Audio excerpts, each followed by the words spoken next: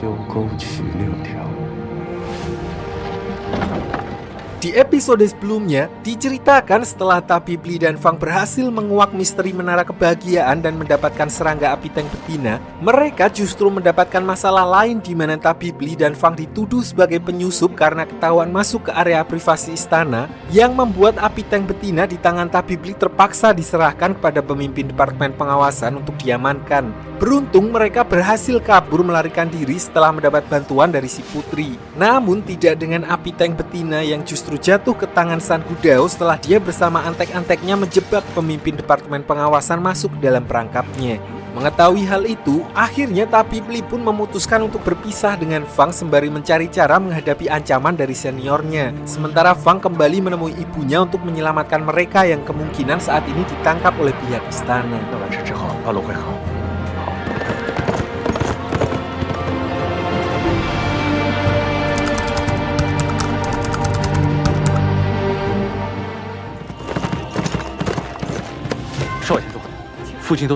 Begitu sampai di sana, Fang lalu menjelaskan masalah tersebut kepada ibunya, di mana ternyata Fang sudah terlambat karena ibunya telah mengetahui masalah tersebut lebih dulu. Fang yang tidak ingin ayahnya dalam bahaya pun terpaksa mengajak ibunya untuk menerobos pintu masuk istana. Dan sebelum bertindak, Fang berniat kembali menemui Tabib Li untuk mengabarkan masalah tersebut. Namun begitu sampai di sana, dia terkejut setelah mengetahui bahwa Tabib Li telah diculik oleh seseorang. Yang ternyata orang yang telah menculik Tabib Li adalah Bijiu, orang yang meracuni Tabib Li 10 tahun lalu yang masih bekerja sama dengan gadis suci, di mana dia menusuk Tabib Li tepat ke arah dadanya dan membawanya ke markas gadis suci.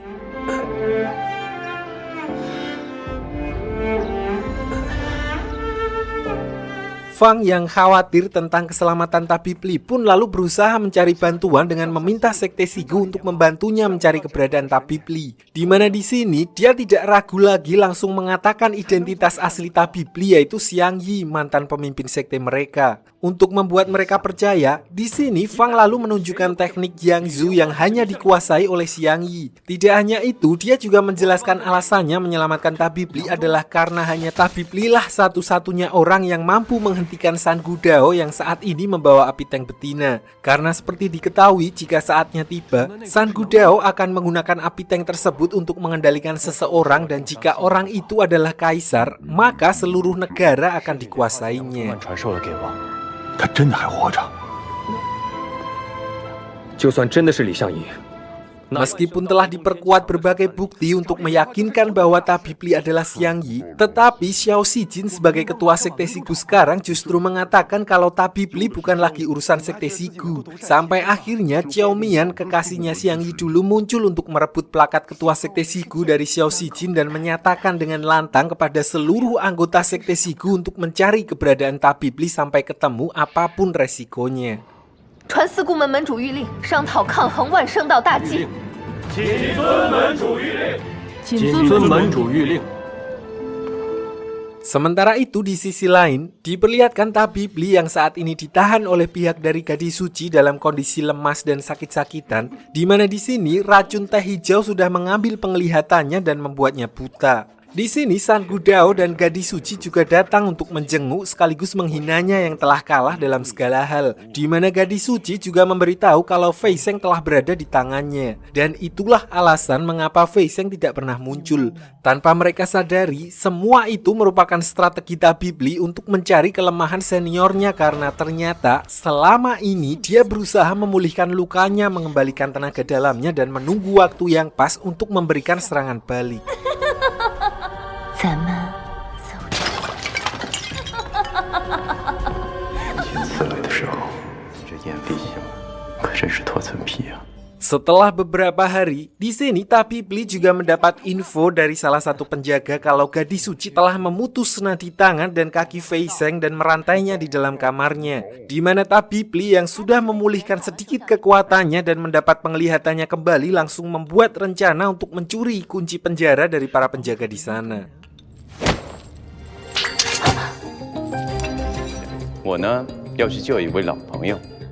Sementara itu, Fei Zheng sendiri diperlihatkan sedang direndam di kolam pemandian, dan ketika gadis suci pergi, saat itulah tabib Li muncul untuk membebaskannya dan menjelaskan masalah yang terjadi saat ini di mana San Gudao telah mendapatkan serangga api Teng. Untuk itu, dia mengajak Fei Zheng untuk bersama-sama melawan San Gudao dan seluruh antek-anteknya. 我呢，要去救一位老朋友。话不多说，先离开这里。 Disinilah karena terpaksa, dua orang terhebat pada zamannya saling berbagi teknik rahasia mereka, di mana tabib Li menggunakan teknik Yangzhou untuk menyambung kembali saluran tenaga dalam Fei Zheng di kaki dan tangannya yang telah diputus oleh gadis suci. Sementara Fei Zheng mengajarkan teknik Bai Feng yang dapat menyimpan tenaga dalam di anggota tubuh tertentu yang beberapa waktu lalu membuatnya selamat dari obat Wuxin untuk menekan racun teh hijau di dalam tubuh tabib Li sehingga memperpanjang batas waktu yang dia miliki untuk bertarung lebih lama.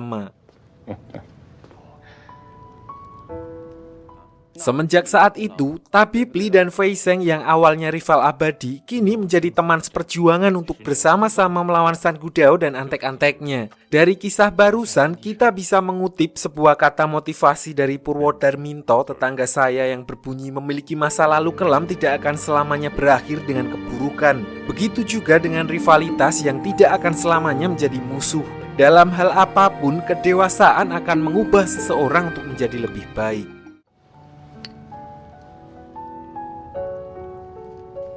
Namun bukannya satset malah ngeteh dulu, aksi mereka ketahuan di mana tidak butuh waktu lama, gadis suci muncul bersama dengan Pichiu dan para bawahannya. Ternyata tempat tersebut juga telah dibangun formasi pertahanan oleh Pichiu yang membuat seseorang sulit untuk melarikan diri. Dan di tengah kondisi terdesak tersebut, salah satu bawahannya mengabarkan kalau Fang dan seluruh anggota sekte Shigu telah sampai di kaki gunung dan memaksa masuk untuk menyelamatkan tabib Li.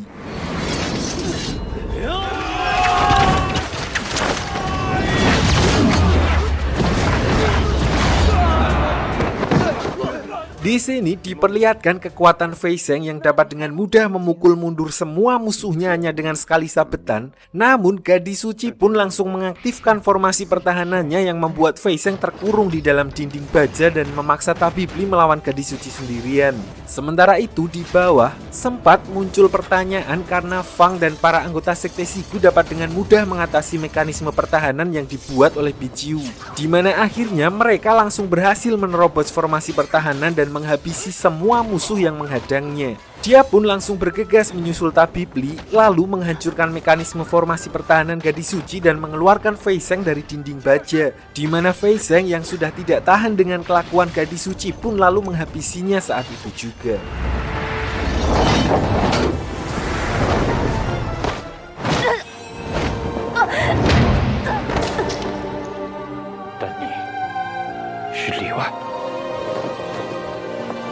Setelah selesai menyingkirkan gadis suci, di sini otomatis tabib Li mendapatkan statusnya kembali di depan para anggota sekte Shigu. Namun tabib Li yang sudah tidak ingin lagi terlibat di dalam dunia persilatan pun mengakui bahwa dirinya bukan lagi pemimpin mereka melainkan seorang mantri yang ingin hidup damai di desa. Di tengah suasana tersebut, tiba-tiba Yu Lao dari Departemen Pengawasan muncul untuk memberitahu kalau San Gudao telah menggunakan api Teng untuk mengendalikan pemimpin Departemen Pengawasan, yang mana mereka telah menguasai kekaisaran dengan menangkap putri beserta para petinggi istana. Mengetahui hal itu, akhirnya tabib Li, Fang, Fei Zheng, dan semua orang yang berpihak kepada mereka pun bergegas menuju ke TKP untuk menghentikan aksi pemberontakan San Gudao tersebut. Sementara itu di istana, diperlihatkan San Gudao dan pemimpin sekte Wansheng yang sedang mengadakan upacara untuk menyambut kebangkitan sekte Nanyin. Saat itulah Fang dan yang lainnya muncul untuk menyelamatkan kaisar.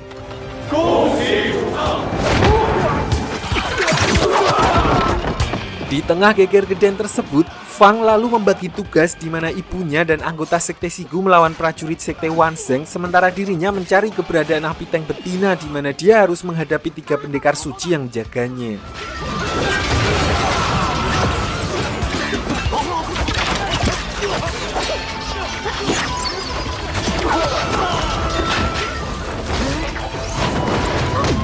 Meskipun 3 lawan 1, Fang yang saat ini kekuatannya telah meningkat drastis setelah selamat dari jurang kematian diperlihatkan dapat dengan mudah mengalahkan musuhnya hingga akhirnya dia berhasil mendapatkan api tank betina.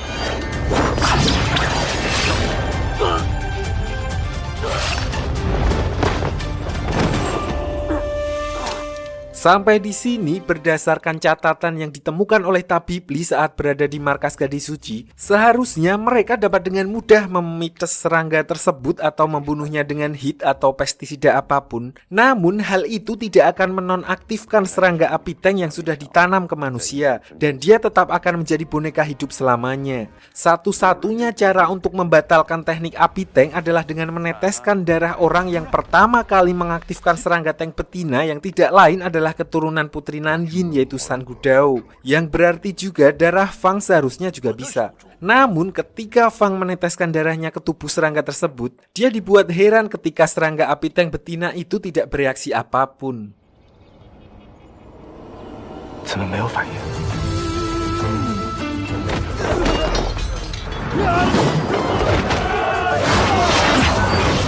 Sementara itu, diperlihatkan Tabibli dan Fei Zheng datang untuk menghadapi San Gudao, di mana diperlihatkan bagaimana Fei Zheng dengan epiknya mencegah biksu iblis dan pemimpin sekte Wansheng mengganggu pertarungan Tabibli dan San Gudao.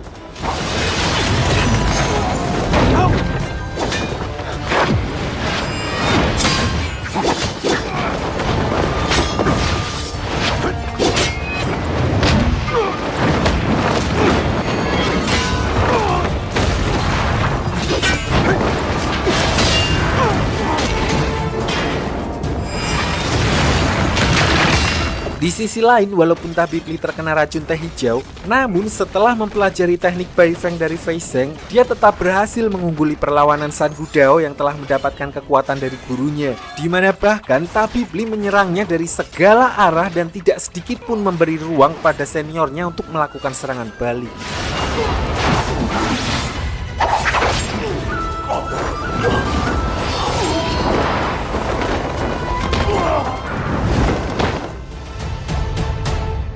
Dalam kondisi terdesak itulah, Fang dan Fei Zheng lalu mengambil darah San Gudao untuk membatalkan efek dari api tank. Namun untuk yang kedua kalinya, serangga tersebut tidak bereaksi sedikit pun. Di tengah kebingungan tersebut, Bibi Qin atau istri dari gurunya Tabibli dan San Gudao muncul dan langsung mengambil darah Tabibli, di mana di sini semua orang terkejut ketika melihat serangga api tank betina musnah setelah mendapat tetesan darah Tabibli. Dari kejadian barusan bisa disimpulkan kalau keturunan sekte Nanyin sebenarnya bukanlah San Gudao melainkan Tabibli.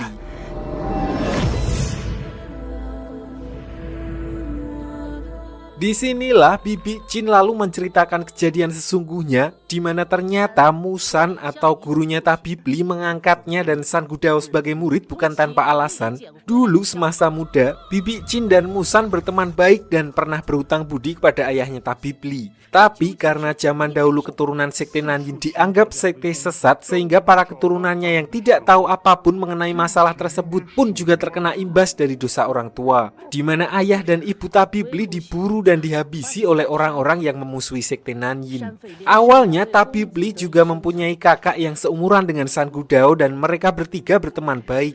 Namun kakaknya tidak dapat bertahan karena suatu penyakit dan akhirnya meninggal saat Tabibli masih berusia 4 tahun. Lalu akhirnya Musan mengenali gantungan kunci milik ayahnya Tabibli, dan karena waktu itu Tabibli kecil kemana-mana bareng San Gudao, akhirnya Musan memutuskan merawat mereka berdua.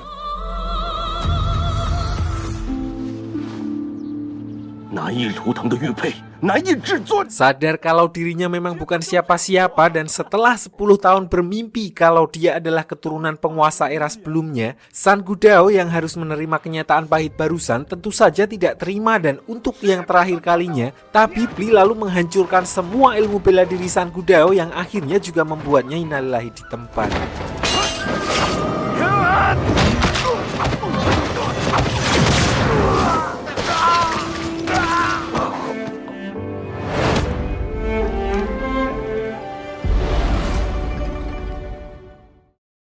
Singkat cerita, setelah semuanya berakhir, mereka lalu membubarkan diri masing-masing, di mana Fei Zheng yang sebelumnya mengambil bunga Wang Chuan di tempat San Gudao lalu menyerahkannya kepada tabib Li untuk menyembuhkan racun teh hijau di tubuhnya dan mengajak tabib Li tanding ulang dalam 2 minggu ke depan untuk membuktikan siapa yang paling kuat di antara mereka. 1个月后，东海见。 Keesokan harinya, Fang lalu dipanggil oleh Kaisar yang telah mengetahui bahwa Fang adalah anak biologis dari San Gudao. Namun setelah Fang menjelaskan dengan detail tentang sejarah Menara Kebahagiaan, anehnya beliau pun langsung menutup kasus tersebut dan menyatakan kalau Fang dinyatakan tidak bersalah dan justru memberikannya hadiah helm buku dan sekolah gratis sampai S1 karena telah menyelamatkan kekaisaran dari pemberontakan ayahnya sendiri. Dan terkait pernikahannya dengan putri, terpaksa ditunda sampai Fang diterima kerja di BUMN. 叫您外面的朋友进来吧，朕自有决断。 陛下有旨，救驾有功，互不换两。念其尚书方则是忠心。谢陛下隆恩。草民皆知。朕虽然老了，可也没有老糊涂。 Tanpa Fang sadari, ternyata sebelumnya tabib Li telah memberikan bunga Wang Chuan untuk mengobati Kaisar dari racun San Gudao sebelumnya, di mana agar dia dan Fang tidak diburu setelah mengetahui dia adalah keturunan kekaisaran Nanyin, dia berbohong kepada Kaisar dengan berkata kalau dia telah mengambil sebuah benda dari Menara Kebahagiaan dan menitipkannya kepada seseorang. Dan jika terjadi apa-apa kepadanya dan Fang, maka orang tersebut akan mempublikasikan fakta yang sesungguhnya, yang intinya Kaisar bukanlah keturunan asli Kaisar terdahulu, melainkan adalah keturunan Feng Alu, seorang penyihir dari sekte Nanyin. Dan itulah alasan kenapa beliau sangat baik kepada mereka berdua, meskipun tabib Li adalah keturunan kekaisaran Nanyin dan Fang adalah anak kandung dari seorang pemimpin pemberontak. Singkat cerita, tabib Li pun kembali ke sekte Sigu untuk menyelesaikan sedikit masalah yang ada di sana. Sementara itu di sekte Sigu diperlihatkan Bijiu yang sedang diadili di hadapan umum karena terlibat pengkhianatan setelah bekerja sama dengan gadis suci dengan meracuni tabib Li menggunakan racun teh hijau 10 tahun yang lalu. 一定给我们个交代！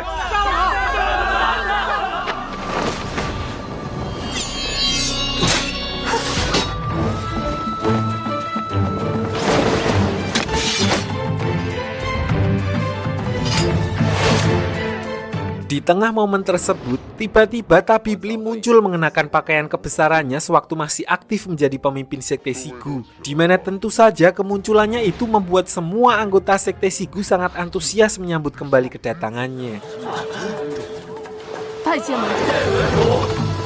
Tapi ternyata alasan tabib Li kembali ke sana bukanlah untuk kembali menjadi pemimpin sekte Sigu, melainkan membebaskan Bijiu dari hukuman. Meskipun 10 tahun lalu Bijiu pernah meracuni tabib Li, tapi ternyata dia memiliki andil besar saat melawan gadis suci dengan membocorkan formasi mekanisme pertahanan gadis suci dan San Gudao kepada Fang. Bahkan ketika Bijiu menusukkan pedang ke arah tabib Li, dia sengaja melencengkan pedangnya agar tidak melukai bagian vital, di mana hal itu dilakukannya untuk membawa tabib Li masuk ke dalam markas gadis suci. Dengan begitu, gadis suci tidak akan mencurigainya. 放下了戒备之心。 慢住。 Saat itulah Fang muncul untuk meyakinkan semua orang dengan membawa bukti rancangan mekanisme yang sebelumnya ditulis oleh Bijiu. Dan itulah alasan kenapa Fang dan sekte Sigu dapat dengan mudah menyerang markas gadis suci sebelumnya. So di sini tabib Li membebaskan Bijiu dari hukuman mati meskipun dia pernah membuat kesalahan di masa lalu. Yang terpenting dia telah sadar dan menyesali perbuatannya dengan membantu membocorkan pertahanan musuh pada Fang. Karena sejatinya kesalahan masa lalu bukanlah hal yang seharusnya ditakuti, melainkan sesuatu yang harus diperbaiki. Lalu setelah menyelesaikan semua permasalahannya di masa lalu, dia pun mematahkan pedang Shaoxi di depan Xiao Xijin sebagai simbol di mana dia akan kembali menghilang dan pergi meninggalkan mereka semua, yang tentu saja keputusan tersebut membuat semua orang kecewa dan salah satunya adalah Fei Zheng karena dia tidak pernah datang dalam perjanjian untuk berduel lagi melawannya. 无人可以替代。